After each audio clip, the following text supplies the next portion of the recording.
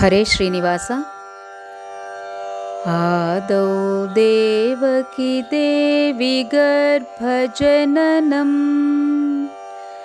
ಗೋಪೀ ಗೃಹೇ ವರ್ಧನಂ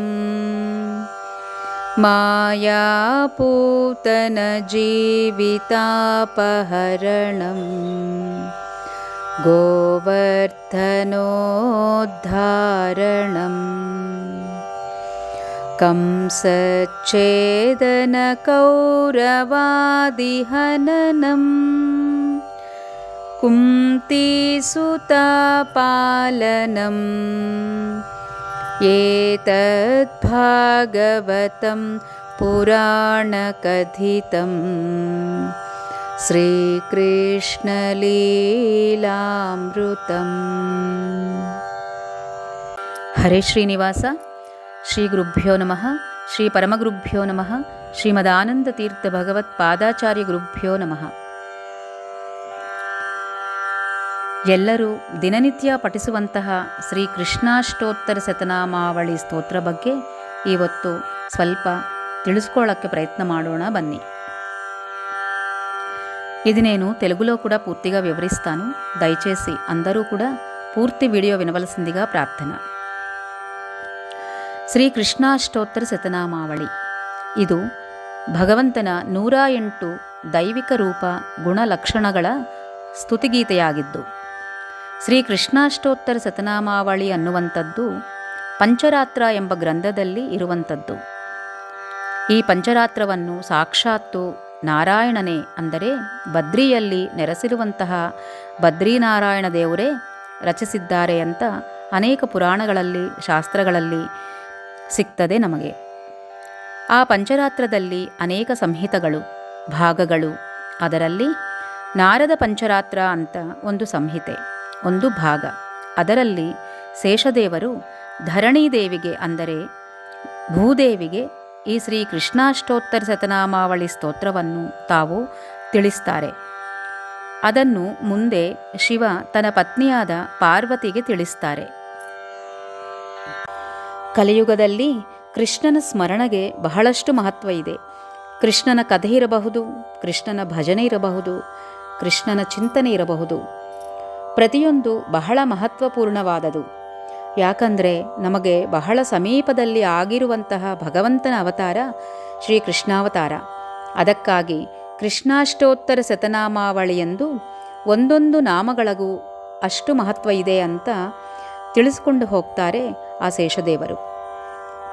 ಪ್ರತಿ ನಾಮವು ಕೃಷ್ಣನ ದಿವ್ಯ ಗುಣಗಳನ್ನು ಮತ್ತು ಲೀಲೆಗಳನ್ನು ನೆನಪಿಸುತ್ತದೆ. ಇದು ಭಕ್ತರಲ್ಲಿ ಆಧ್ಯಾತ್ಮಿಕ ಬೆಳವಣಿಗೆ ನೀಡುತ್ತದೆ. ಈ ಪವಿತ್ರ ನಾಮಗಳ ಸ್ಮರಣೆ ಜೀವನದಲ್ಲಿ ಎದುರಾಗುವ ಸಂಕಷ್ಟಗಳನ್ನು ದೂರ ಮಾಡಿ ಮನೆಯಲ್ಲಿ ನೆಮ್ಮದಿ, ಸಂಪತ್ತು ಮತ್ತು ಆರೋಗ್ಯ ಸುಧಾರಿಸುತ್ತದೆ.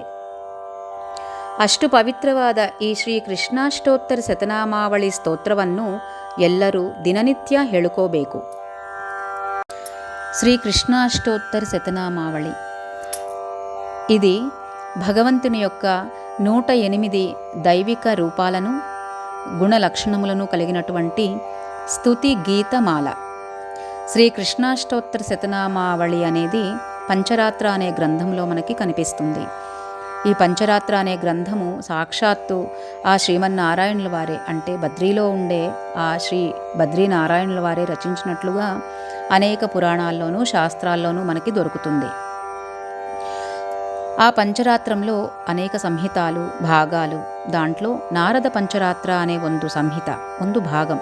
దాంట్లో శేషదేవుడు వాళ్ళు ధరణీదేవికి, అంటే భూదేవికి ఈ శ్రీ కృష్ణాష్టోత్తర శతనామావళి స్తోత్రాన్ని తాను తెలియచేస్తారు. కలియుగంలో కృష్ణుని స్మరణకి చాలా ప్రాముఖ్యత ఉన్నది. కృష్ణుని కథలే అవ్వచ్చు, కృష్ణుని భజనే అవ్వచ్చు, కృష్ణుని పాటలు అవ్వచ్చు, కృష్ణుని చింతనే అవ్వచ్చు. ఇలా ప్రతి ఒక్కదానికి కూడా చాలా ప్రాముఖ్యత ఉన్నది. ఎందుకు అంటే మనకి అత్యంత సమీపంలో అయినటువంటి ఆ భగవంతుని అవతారము శ్రీకృష్ణావతారము. అందువలన కృష్ణాష్టోత్తర శతనామావళి యందు ఒక్కొక్క నామానికి కూడా అంత ప్రాముఖ్యత ఉన్నది అని చెప్పి శేషదేవుల వారు తెలియచేస్తున్నారు. ప్రతి నామము కూడా కృష్ణుని దివ్య గుణగణాలను మరియు లీలలను తలపింపచేస్తుంది. ఇది భక్తులలో ఆధ్యాత్మికతను పెంపొందింపచేస్తుంది. ఈ పవిత్ర నామాల స్మరణ జీవితంలో ఎదురయ్యే కష్టాలను దూరం చేసి శాంతి, సంపత్తు మరియు ఆరోగ్యాన్ని పెంపొందింపచేస్తుంది. అంతః పవిత్రమైనటువంటి ఈ శ్రీ కృష్ణాష్టోత్తర శతనామావళి స్తోత్రాన్ని ప్రతి నిత్యము కూడా చెప్పుకోవాలి. మరైతే ఎందుకు ఆలస్యం, మనందరం కలిసి ఆ శ్రీ కృష్ణాష్టోత్తర శతనామావళి స్తోత్రాన్ని పారాయణ చేద్దాం రండి. హరే శ్రీనివాస. శ్రీ కృష్ణాష్టోత్తరం.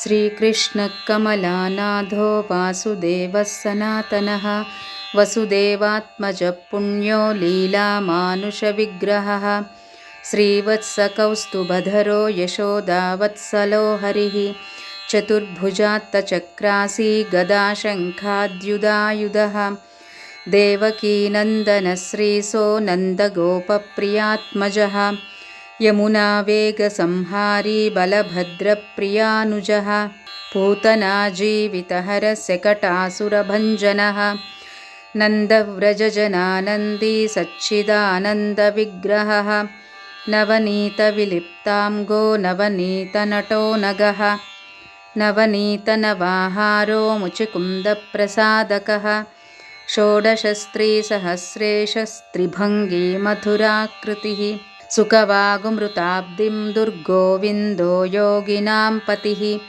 వత్సవాటచరో నంతో ధేనుకాసురభञ्जनः తృణీకృతతృణావర్తో యమళార్జునభञ्जनः ఉత్తాలతాళభేత్తా చ తమాలశ్యామలాకృతిः గోపగోపీశ్వరో యోగి కోటిసూర్యసమప్రభः ఇళాపతిః పరంజ్యోతిర్యాదవేంద్రో యదూద్వహः వనమాలీ పీతవాసాః పారిజాతాపహారకः గోవర్ధనాచలో ధర్తా గోపాలः సర్వపాలకः అజో నిరంజనః కామజనకः కంజలోచనः మధుహా మధురానాథో ద్వారకానాయకో బలి బృందావనాంతసంచారీ తులసీదామభూషణः స్యమంతకమణిర్హర్తా నరనారాయణాత్మకः కుబ్జా కృష్ణాంబరధరో మాయీ పరమపూరుషः